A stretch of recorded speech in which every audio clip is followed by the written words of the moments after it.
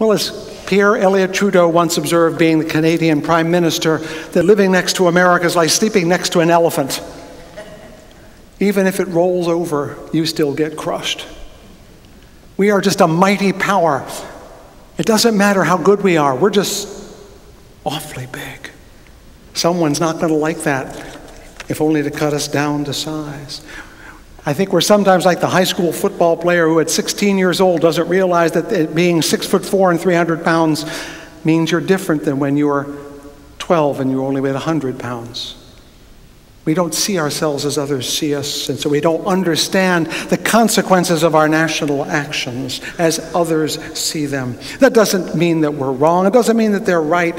What it means is that we don't perceive the complexity of the world. We want it to be simple, and it's not.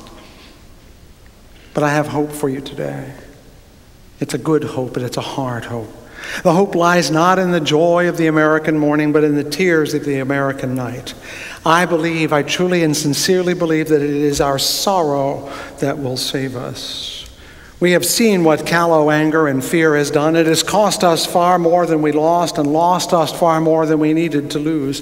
If, as someone said, when you find yourself in a hole, stop digging, then our path toward hope is not in a proud and defiant optimism that pours more money, more men, and more energy into wars, but in thoughtful and courageous sorrow for our dead and our losses. I know that by saying this, I'm inviting a battery of experts with their clenched fists and square jaws to sneer at any hint of weakness. For what is America if it is weak? But I tell you that sorrow is not weakness. Sorrow is sublimest strength. And I'll tell you why. On the day of Yom Kippur, which is almost a month away, the Jewish Day of Atonement, the shofar is blown for one last time. I forgot it. I was going to bring it in the place with me, but since the video didn't work, I'm not the only one who screwed up today. The shofar is a ram's horn that makes it an uncanny sound. It doesn't sound like a trumpet at all. It sounds like an animal.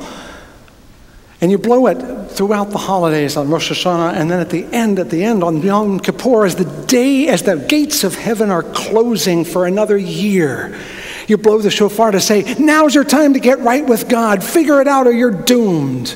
You need to know this because the story is told in the Hasidic literature of a man who was chosen to do that job. And he practiced and practiced and practiced, and he did it so beautifully. And the moment came in the service, and he went, and nothing came out of the shofar.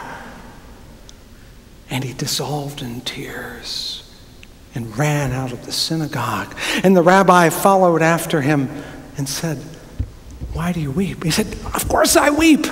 I let you down. I let the synagogue down. I let God down. He said, no, you didn't. So you have to understand that if God is like a king, to get in to see the king, you have to get permission. You go from one courtier to another. You have to ply them with praise. You have to ask permission. But a man in desperate straits can get in instantaneously with an axe.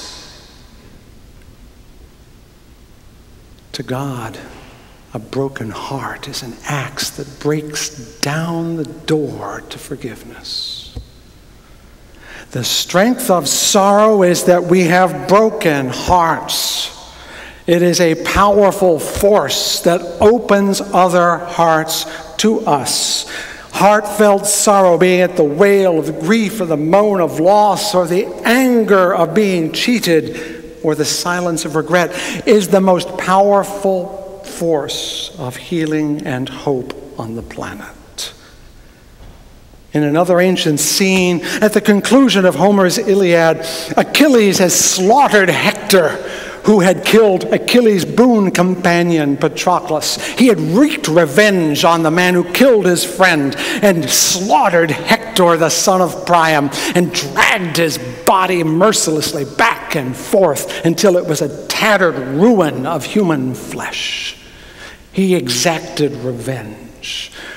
And that evening, his father, the king of Troy, Priam, the man against whom the Greeks were fighting, stealthily made his way into the tent of Achilles himself, to the man who killed his son, And it says in the text, entered without their seeing him, and going right up to Achilles, clasped his knees and kissed the dread murderous hands that had slain so many of his sons, and said, wretched man that I am, I had the bravest in Troy for all my sons, and there is not one left. The greater part of them fierce Mars has laid low, and Hector, him who was alone left, him who was the guardian of our city, you have slain, and therefore I am here to ransom his body.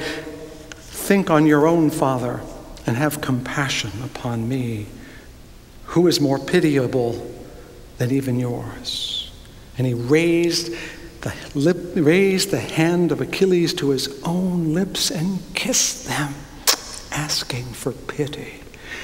And thus Achilles, his heart broke then, and he took Priam in his arms, and they wept together for the loss of Hector and Patroclus and the sons of Troy and the sons of Greece. And they wept together.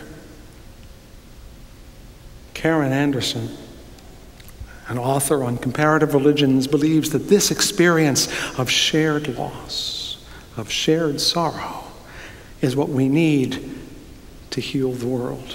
We will all know grief. We will all know loss. We will all be cheated. We will all be hurt. We will all be done wrong.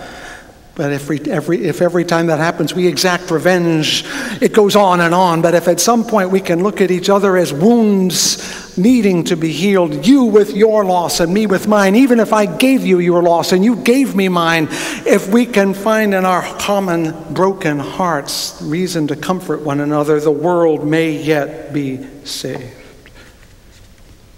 On September 11, 2001, that happened. The world opened its arms to us. Do you remember what it felt like? Because we hurt, not because we were great. Because our hearts were broken, not because we were so strong. We felt the compassion of the world. That's what we need to remember today. I'm using the word remember because we're being told never to forget. I hate that phrase. That's like, I'll never forget what you did to me. I want you to remember how you felt that day. Not what you lost, but what you felt. Because it wasn't just Ruth or me who were there. You were there too. And I don't mean on TV. Turn off the TV, please.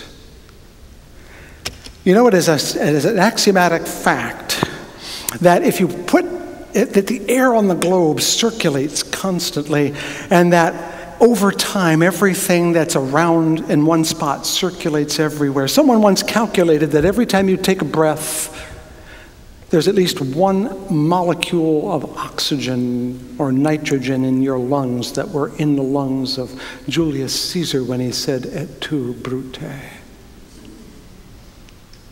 If you think about that, what this means is the dust did not fall on just Ruth and me. It fell on you. That you breathed in the dust along with us. Not the same day. You breathed it in, though. It's in your lungs right now. This happened to you. Your hearts broke. You lost something. You are in grief. Not just those who are near, but everyone. We need to remember that we were all aggrieved, that we all saw and heard and felt, that we all were fearful and confused, that we were all uncertain. We need to remember how we turned to others right then, people on the street if it was necessary. We need to let our hearts break again and have the courage to break our hearts over and over until the hard doors of denial and rage and fear can split open, and forgiveness, that true light of hope, can come into our world. In the prayer of the synagogue on Yom Kippur, the central act of worship on a given day, there's a phrase added then and only then, Zechrenu l'chaim, remember us to life. That's what we remember for, so that we may live. We have to remember deep down, the broken hearts, the broken bodies, the broken worlds, the place where words cannot go, but our hearts cannot stop. We need to have that kind of remembrance, the place of deepest sadness, where all hearts are broken, because that, friends, is where life begins, in the broken-hearted part of the world. Or as another poet I like puts it, becoming awaits the nourishment of tears. The rain of our tears must fall upon a parched earth, parched by anger and sorrow and doubt. Let us weep, friends. Let us weep deep and hearty with our grief and loss. Fall upon our necks as Priam did upon Achilles. Let us weep when we cannot make the sound of the shofar. Let us weep in our sorrow and weakness and find there the strength to be whole. May it be, and amen. Though it is late, I invite you to share a song we've never sung before, but I love the text by Anna Akhmatova. All my memories of love hang upon the high boughs. I think we might get to happen is to get the choir to sing the first verse. Or no, you're going to do, maybe, I didn't want to impose upon you, Claire. Do you want to sing the first verse by yourself? All right, well, let Claire do it by herself.